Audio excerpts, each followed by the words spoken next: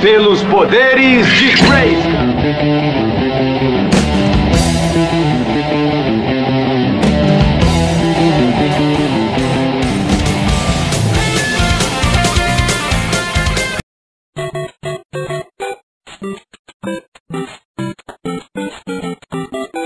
Apoio Clube dos Alpinistas, onde só o cu me interessa. Isso aí, galera, NBA 2K 2014. Now a chance to check out our starting lineups. First for the Spurs, Parker and Danny Green are your 1 and your 2. And in the middle, out of Brazil, taken with the 28th pick back in 2008, the 6'11" pivot man, Thiago Splitter. Fala galera, jogando esqueci, Miami Heat contra Santo Antonio Spurs. Pass to Green. Here's the 3. LeBron grabs the miss. Well, LeBron James was probably his best season statistically a year ago. I don't think there's any question about it, guys. I mean, chegando cheio de qual botão que joga, qual que passa. I mean, he had career highs. Tô apanhando pouco mais. 56% shooting from the floor and 41% from long range. I don't know if we've seen a player of his size put together those kinds of numbers with the types of shots that he takes. I mean, just absolutely stunning what he did in terms of his efficiency last season. Now here's LeBron. Três pontos! The defense really kind of slacked off there. He's going to drill those threes when he gets a good look. They need a good offensive possession. Yeah, they've had a number of empty ones, a long time without a basket. I got to find something, you're right. Kicks it to Splitter. He dishes it to Green. Once again off the mark by San Antonio. And for LeBron James, the season before last, he really focused on scoring in the post. You know, Steve, using his size and strength. And we've seen his field goal percentage climb as a result. The low post work, I think the selection too, shoots fewer three-pointers, but a higher percentage. So now, you know, how do you guard the guy? He's got everything in the package. Here's Leonard. And it's wide right. E não marca novamente. Still looking for that first two. 0-4 now. And Doris Burke caught up with Coach Greg Popovich. Vai passando, vai passando. There are a lot of big names to deal with in this one, but perhaps none bigger than LeBron James. He told me planning for LeBron is a headache because he can do so much on the floor, saying there isn't a hole in his game. The only real way to slow him down is to get him working against himself. Physically, there is no answer for LeBron. Always great to hear from you, Doris.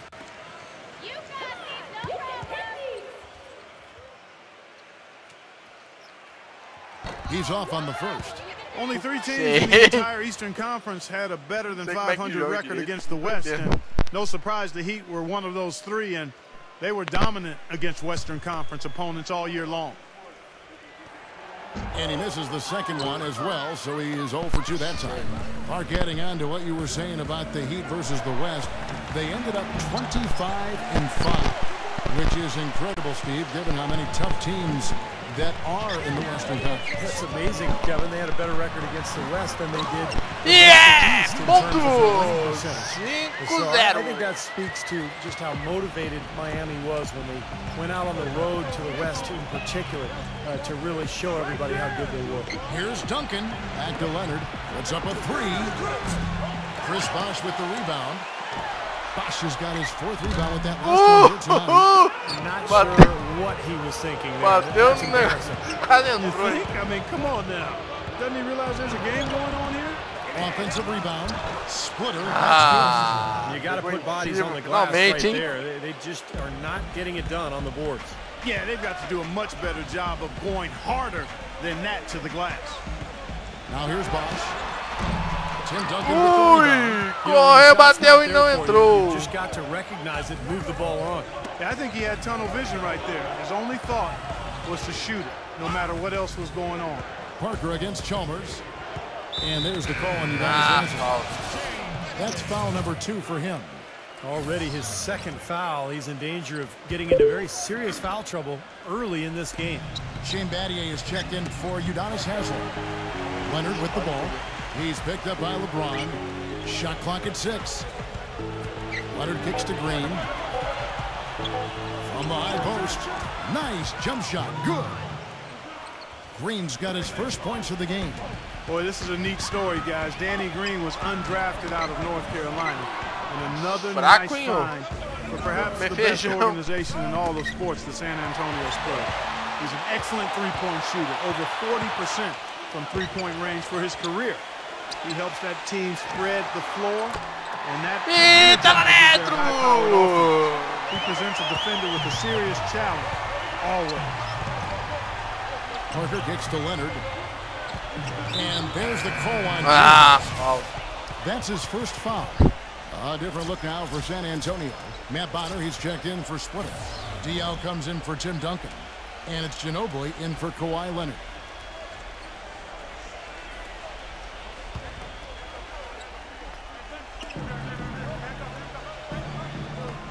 Parker outside. Into the low post to Duncan. But on top of that, you've got a roster full of guys who understand how to play the game and know how to play each other. Just the experience that this group has gained together over the years, I think, allows them to execute under pressure. Now here's Ginobili. After LeBron James's miss. Splitter, that's good. They're doing much better now. I mean, in the first quarter, they converted less than 30% of their field goals. But they've bounced back nicely here. LeBron kicks to Cole. Good in the assist. Cole's got himself going with the triple, his first basket of the game. San Antonio leading by 3. You know, it's always fun to play the hypothetical game with players. One with LeBron is just how good is he? Would he be able to go deep in March playing with a good high school team? It might not be as ridiculous as you think. Well, I love it. Active hands on the steal, active feet on the fast break. And Clark power on the dunk. And guys, this is just too close of a game to be giving the ball up like that and then failing to get back in transition. And the Spurs with possession here. After the Heat pick up 2. Here's Parker. An amazing finish with a hand right in his face. Parker's got his first basket. And Clark, you talked about LeBron and the college level. He looks like he's playing against college. Parker kicks to Green. Pass to Duncan. So the whistle blows on the shot and 2 free throws for the contact right there. One thing I think that's helped extend Tim Duncan's peak effectiveness, you know, he was dealing with knee issues recently, but he committed to losing weight and slimmed down by over 25 pounds to take away some of that wear and tear on his joints. And, you know, over the last couple of seasons, it certainly seems to have revitalized him. And Clark, you mentioned Duncan slimming down. Steve, I guess he did it swimming in the offseason. Well, you know, he was a swimmer growing up in the Virgin Islands. That was his first sport before he picked up basketball. And I think you can see how it's impacted his strength and his ability to engage that core and really last through these long NBA seasons. He's slimmed down, but he's stayed strong. And I think swimming has played a big role there. Really, this isn't going to get it done for him here. I mean, they're pressing too hard. You can see it. They're tight. They're forcing it. You've got to stay within yourself. They're trying to get the three-point game going, but they're trying too hard, and it's backfiring on them. Outside, Green. There's the triple. Splitter kicks to Green. That doesn't go either for Green. And the whistle blows. It'll be on Thiago Splitter. That's his first foul. The Heat making a switch here. Battier's checked in. Well, Miami stormed through the regular season and were viewed as the clear-cut favorites to come out of the East, but it was not as easy as expected.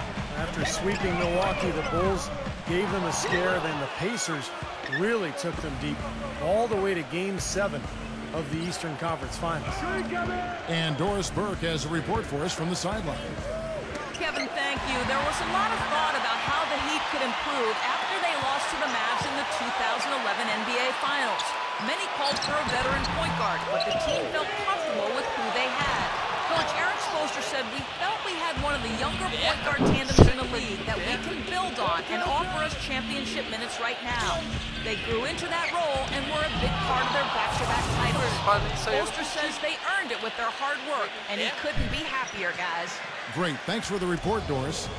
And for the Heat, the Pacers were their first real test, it seemed, and they had to survive a win or go home against them. It almost seemed Clark to take away any momentum they might have had when they went up against the Spurs in the finals. You know, it's interesting. When I think of momentum in the playoffs, it doesn't carry over from game to game or series to series. I think each game, Kevin, is really an entity in and of itself.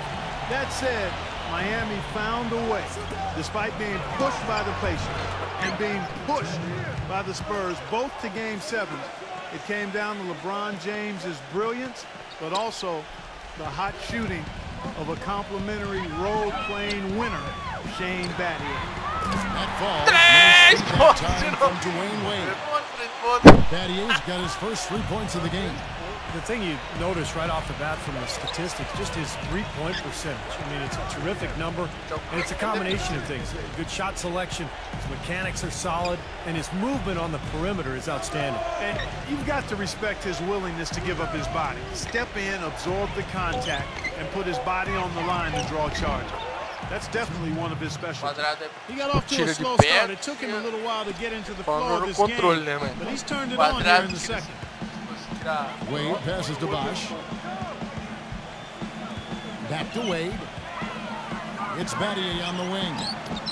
And the Heat. These defenders are putting up very little resistance to the three-point shot. And it's killing him. That's 4 of the last 5 baskets they've allowed have been three-pointers. Now here's Parker. And Mario Chalmers gets the whistle that time. That's his first foul. The Spurs making a switch here.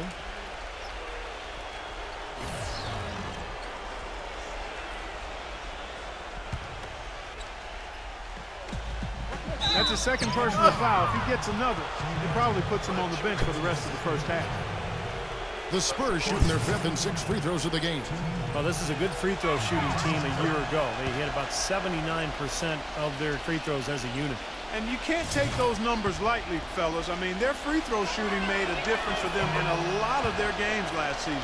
A lot of people thought the East would be a cakewalk for Miami last year, but Indiana made sure that wasn't going to be the case. What a series with the Pacers using their size and strength to pound Miami down low. And eventually, the Heat were able to pull it out, but boy, was that a tough series. Now, Green following Ray Allen's three-point attempt. Here's Diaw. Once again off the mark by San Antonio. Now Allen. Wade outside. It's Battier on the wing. That falls. Dwayne Wade. 3 pontos de novo. 3 assists now in this one. Here's Parker. So a tie game here as we finish the first half. Folks, stay tuned for the halftime show with Damon Bruce for all the highlights from our first half.